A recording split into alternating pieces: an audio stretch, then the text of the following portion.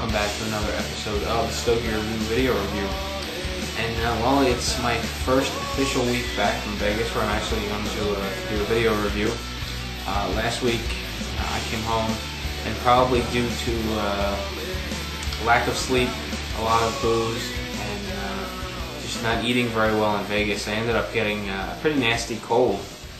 I really couldn't taste anything. I felt lousy, so I took the week off. Well, I was planning on taking the week off anyway, but getting a cold really sealed the deal.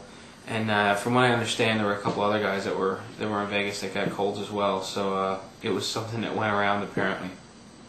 I'm back, and the first cigar from the trip is actually the Fuego Gran Reserva Corojo #1.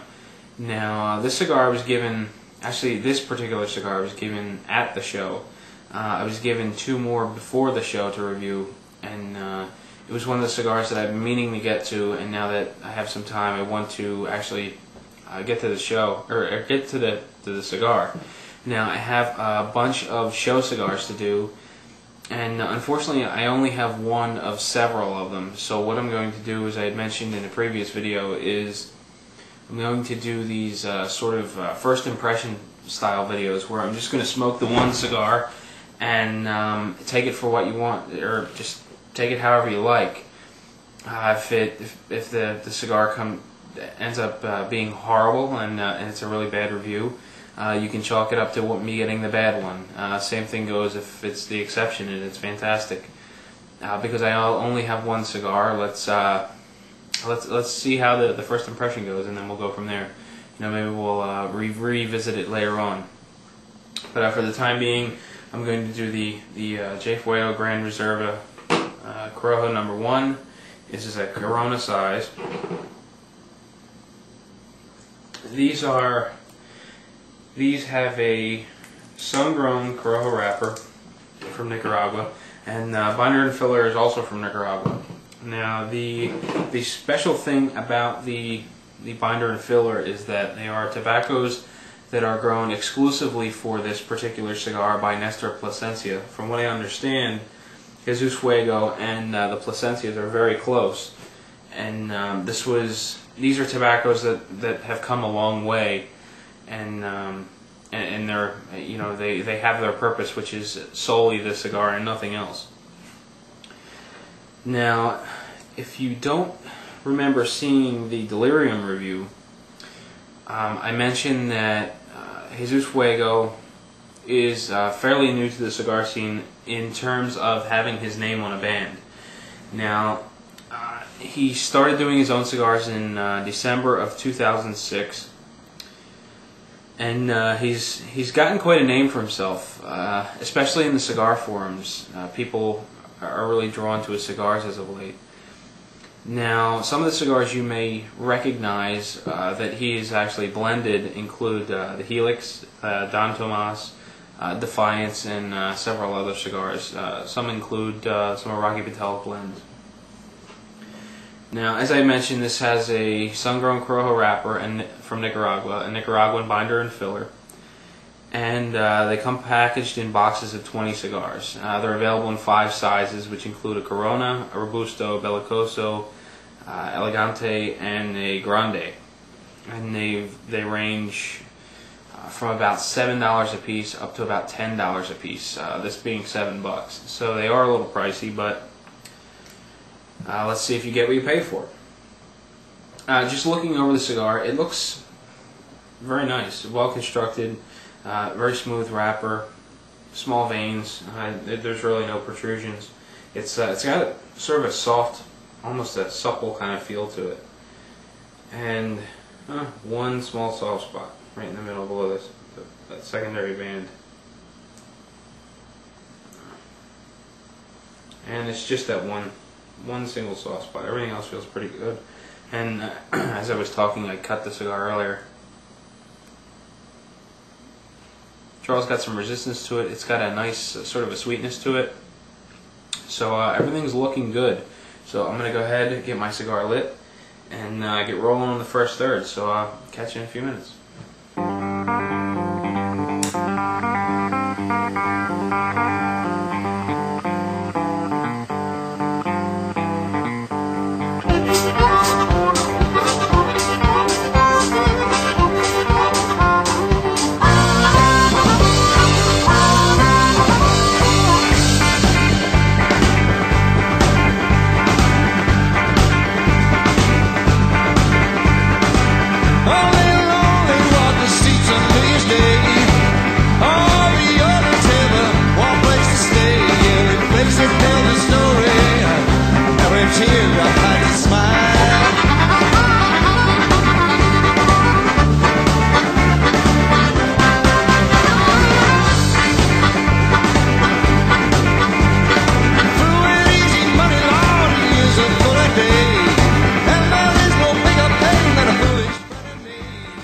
Well, welcome back, and as you can see, I'm plugging right along. The J Fuego Corona is actually pretty short, and I'm kind of surprised at how far along I am already.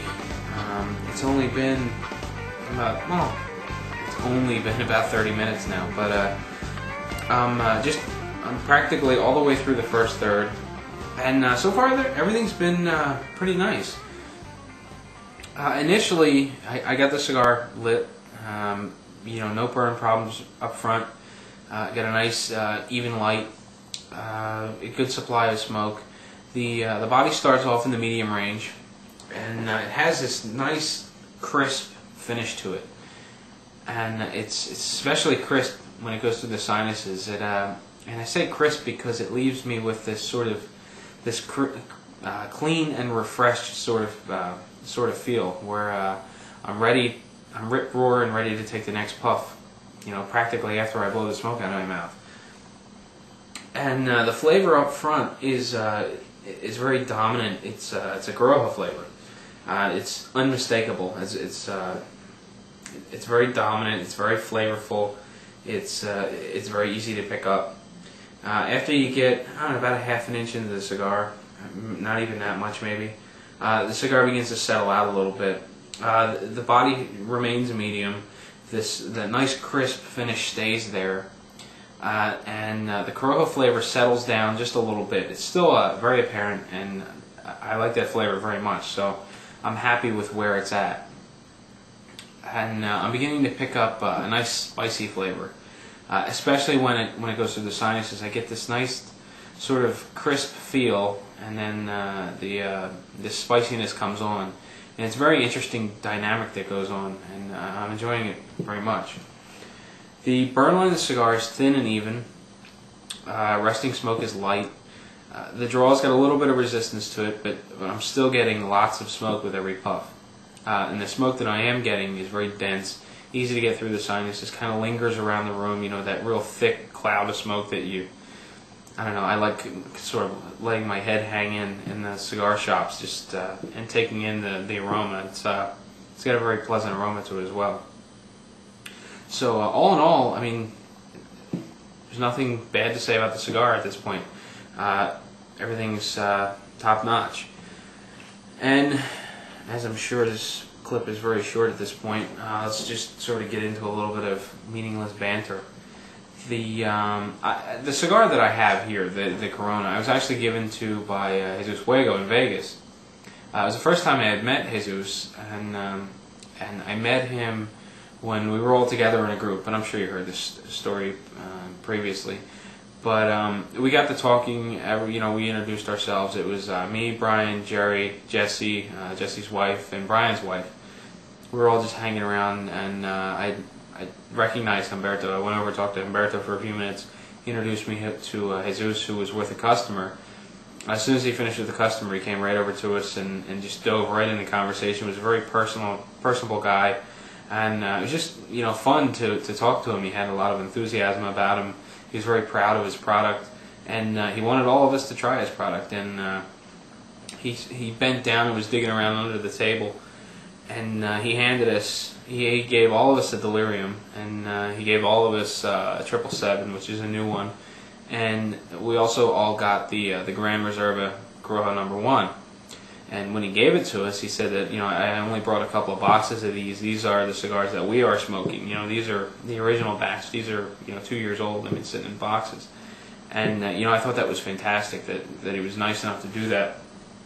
Now, I really wouldn't generally smoke a 2-year-old cigar for a review, but the other one that I have, I can't find it. I know it's in the cooler somewhere. It's buried.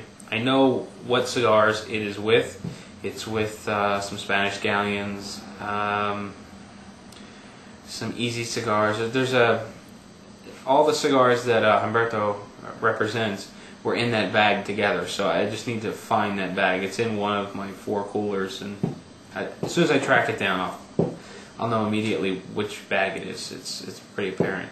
But I really wanted to smoke the other cigar. It was larger and it was fresher, so it would have been more realistic to smoke that cigar because it would be closer to what you're going to get if you pick it up off the shelf. But this is the one I could find, and actually it worked out good because the time frame's not so great tonight. But you know, I'm very happy with the cigar. It's a lot of times when you smoke a cigar that's got some age on it, it sort of mellows out, and this really doesn't seem, you know, mellowed out. And what I mean by mellowed out is sometimes they seem like they lose some flavor. One example is what are they? The Sancho Panza Double Maduros. I had the first box of cigars I ever purchased from JR Cigars was the Sancho Panza Double Maduro, or the Extra Fuertes. And I had one a couple of months ago, and really it tasted flat. From sitting for a couple of years in the box, it really lost the punch that made it the Extra Fuerte. So it was kind of a letdown to smoke that cigar and think, wow, you know, it really lost a lot in terms of flavor. I mean, it's nice and smooth, but you know, it lost its appeal that I had for it initially. This cigar is just very nice. I mean, I don't know if it's... I've had the others, and you know, this, from memory, it seems just as flavorful as the others. So, you know, I really don't see it having lost anything. But then again, I'm not smoking them side by side. But at any rate, I've smoked a couple of these, and I'm really enjoying them. So anyway, with that said, I'm gonna take a quick break. I'll be back. We'll do the second, third. I've got some more banter to talk about the videos. Got a question I want to ask. Maybe I'll hold that off till the last segment, so you remember to answer it. But at any rate, I'm going to take a quick break, take a look at some pictures, listen to a little music courtesy of the PodSafe Music Network, and I'll be right back.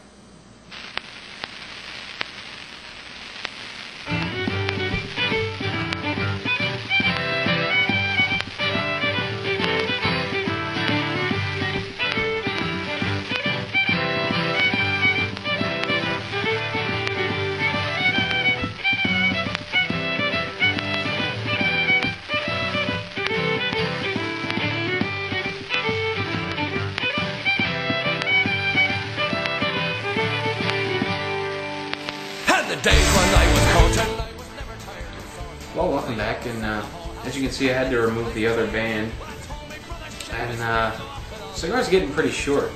It was only 4.5 inches to begin with, so it really threw my timing off.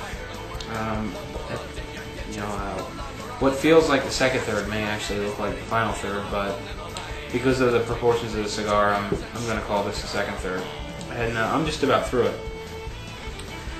Just like the first third, I'm still enjoying the cigar. The body picks up ever so slightly, but it's still firmly planted in that medium spectrum. Now, the finish is very much like the first third, where it's got this crisp, sort of fresh feeling on the palate, and it's very nice. When the smoke has passed through my sinuses, I'm getting a little bit more of a spice now than I was before. It's sort of a heavy spice. I like it, but it may be a little bit much for a lot of people. I really tend to like those spicy punches, especially through the sinuses. And off and on, I'm getting this very interesting, like a sort of a red wine flavor.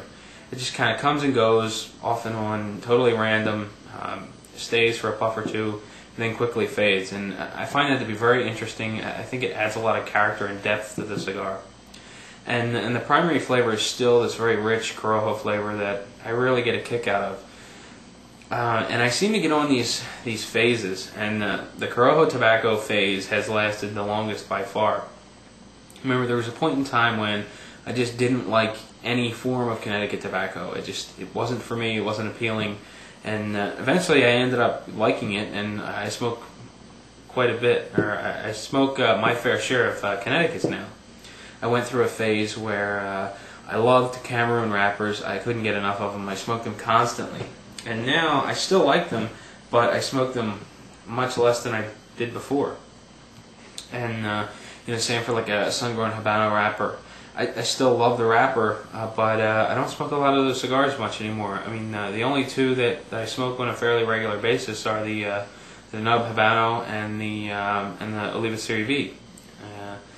the rest I sort of shy away from. But you know, the like I said, the Corojo flavor, the Corojo wrapper is one that I've been on for the longest point in time. You know, I smoked a lot of Camachos for quite a while. I just love that Corojo flavor and several other cigars, and it faded a little bit, and now it's back in full swing again.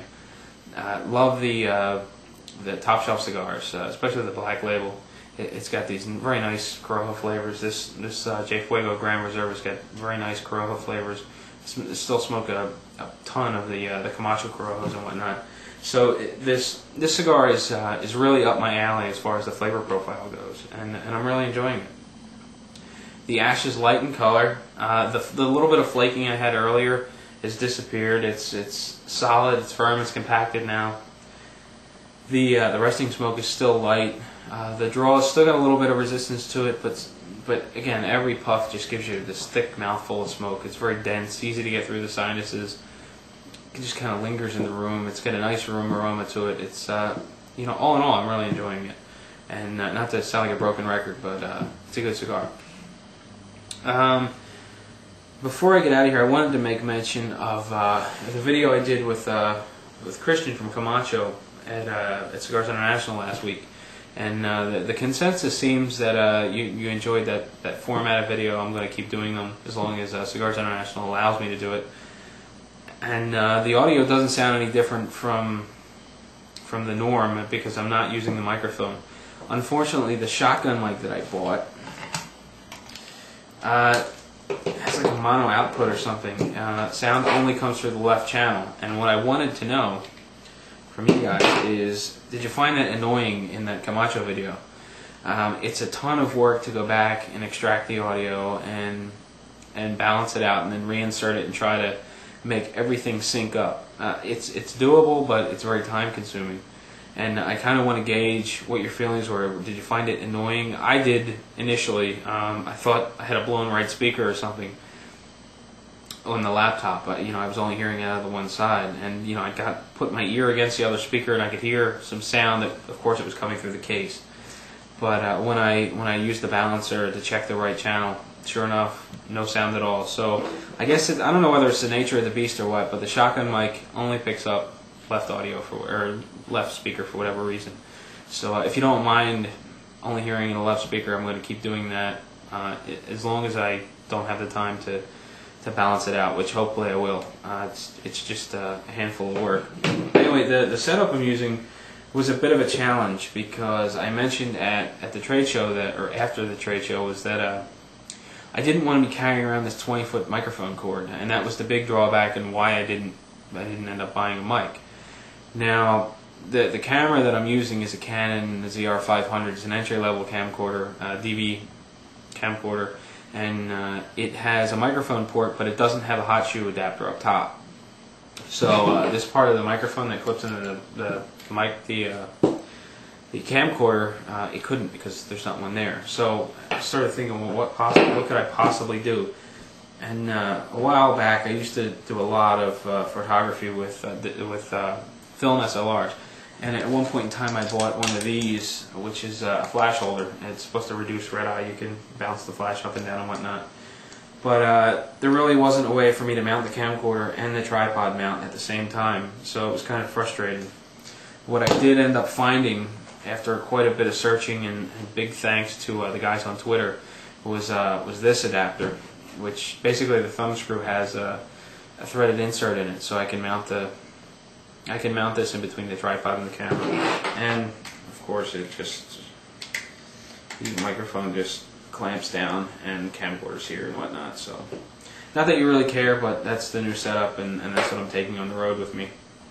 Because because it's not totally balanced, I'm not using it for the regular reviews. You don't need long range sound anyway. So at any rate, I'm going to be doing more of those CI reviews as long as Cigars International allows me to do it. It was a lot of fun, and I'm looking forward to doing it again. So anyway, with that said, I'm going to take another break, take a look at some more pictures, listen to a little more music from PodSafe Music Network, and I'll be back. We'll do the final third, and I'll let you get on your way.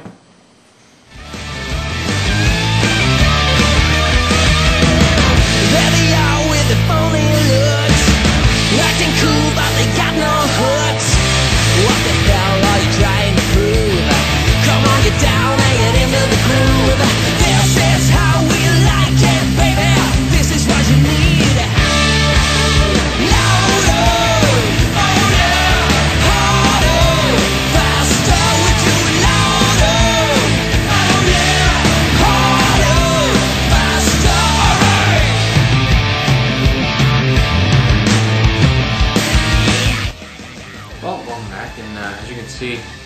down to the nub of my my Fuego Gran Reserva #1 Corojo, and you know, I've been really enjoying it. Believe it or not, I am at about an hour and 40 minutes out of a 4.5-inch cigar. You know, can't preface this enough, but I'm a slow smoker, so it's not terribly uncommon for me to get that much time out of a short cigar. But in the final third, I found myself picking up a body that was moving more towards the full range. Now, it never really entered the full range. It's sort of like the high end to medium, medium to full. But there's a steady progression, and it's very slow throughout the entire cigar, where it kind of hits this plateau, and it's nice medium to full. The finish is crisp. It leaves you with a bit of a clean feel on the palate, but it's beginning to get a little aggressive. And by that I mean I'm getting like a slight tingling sensation on the palate, a little bit on the tongue. It's beginning to get a little warm, but the finish is slowly slowly getting a little aggressive. The primary flavor is still this rich Corojo tobacco flavor that I really can't say enough about. I'm really enjoying it. And just like before, there's this off and on sort of a red wine flavor that I really think adds a lot of character to the cigar. It's not something that I pick up very often, and it's a nice pleasant change that comes on for a puff or two and then quickly fades, and then just kind of randomly pops up again, and it's a nice refresher. Just like in the second third, when I pass the smoke through my sinuses, I'm getting a nice heavy spice flavor and aroma, and it's coming through even more now. You know, the shorter the cigar gets, the more it's intensifying. The burning characteristics of the cigar have been very nice. The ash is nice and light in color. It's firm, compacted. I've got no flaking going on. I haven't dropped a single bit on my keyboard, which is fantastic. The resting smoke is light. The burn time is very nice. I mean, I'm not sure that you're going to get an hour and 40 minutes out of your 4.5-inch cigar, but it's been very good to me. As it's getting short, it's getting a little warm. It doesn't have a mushy feel, which leads me to believe that it's got a very good fill to it without being overfilled. Sometimes when the cigar gets this short and it begins to get warm, it gets sort of mushy, and it's really easy to press on it and just squash it. But you know, the cigar stays firm. It feels good. It feels like top quality construction. Now, I've got a little bit of a glue spot on the back of the cigar from where the band was applied, but it came off fairly easily. There was no damage to the cigar, just a small white spot. Overall, I really enjoyed the cigar. I mean, we're looking at something that's certainly not in my everyday comfort zone, and if you've watched the videos before, you know that it's $5. I think if this cigar were, you know, $5.50, I would definitely pick them up more often. But at $7, I really need to be in the mood to sort of treat myself, if you will. So I'm definitely going to be smoking more, but $7 is a tough pill to swallow. At least for me, with my comfort zone, it's not exactly budget friendly, but it is a very good cigar. Now, I think that you know, every cigar that I've had from the Fuego line has been very good. I really enjoyed the Defiance. I thought the Delirium was very good, and this is another one that chalks up in the win column as far as I'm concerned. I really enjoyed it, and if you're someone that likes those heavy, rich Corojo flavors, I think you'll enjoy this cigar as well. But again, at a price tag of $7, it's a bit tough for me to spend it. just because I've got this fixed mindset on $5 at the cigar shop. So seeing these for $7 would be a bit tough. But I certainly would recommend picking them up if you have the chance. Pick up one or two. I don't think you'll be disappointed. Really, that's it for this review.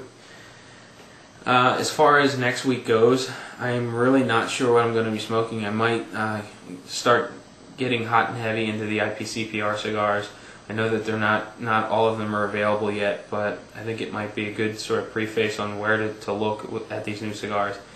And I've got a handful of cigars that I've never heard of before, which seem very interesting at the show, and I got some pictures of the booth and whatnot. So maybe I'll throw them together in sort of like a production thing, and we'll do that first impression sort of review and see how it goes. I mean, I know Jerry mentioned that he didn't really want to smoke the cigars that he got at the show because he was afraid that they weren't going to be what they would be when they were finally released, and I think that is definitely something to be concerned about.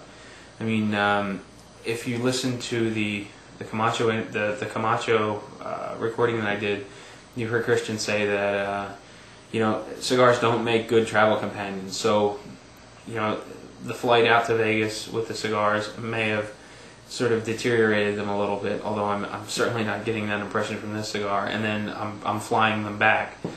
Now, some of the cigars were, best way to put it would be a little crisp. You know, the cap was just starting to dry out a little bit, and I'm guessing that's from, you know, the extreme low humidity on the plane. All these cigars, I didn't have a travel humidor or anything to put them in. They were in Ziploc bags, but you know, those things aren't a perfect seal. So now that they've had a chance to acclimate a little bit, they should be a little bit better.